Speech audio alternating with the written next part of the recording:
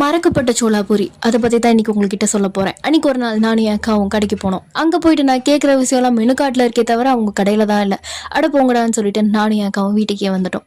சரி, ஆசைப்பட்டதான் சாப்பிட முடியல, பிடிச்சதாவது சாப்பிட்லான்னு சொல்லிட்டு எட்ரா ஃபோனை போடுற ஆர்டர்ன்னு சொல்லிட்டு போட்டாச்சு.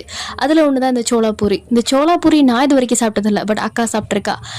எனக்கு அப்போ தான் புரிய வந்துச்சு, நம்ம சாப்பிட்ற பூரியை மைதாவில் போட்டு அது பேர் சோளாபூரின்னு. ஐயோ ஏமாந்துட்டோமே அப்படின்னு நினச்சேன். பட் டேஸ்ட் நல்லா இருந்தனால சாப்பிட்டுக்கிட்டேன். அது கூட அந்த சுண்டல்லாம் போட்டது கொடுத்துருந்தாங்க, நல்லா இருந்துச்சு. என்ன பன்னீர் பட்டர் மசாலாவுக்கு பதிலாக பன்னீருக்கு பதிலாக இந்த சுண்டல் போட்டிருந்தாங்க, அவ்வளோதான். இருந்தாலும் டேஸ்ட் நல்லா இருந்துச்சு. அதுலேயும் ரைத்தாவோட சாப்பிடும்போது அது டேஸ்ட்டே இன்னும் நல்லா இருந்துச்சு.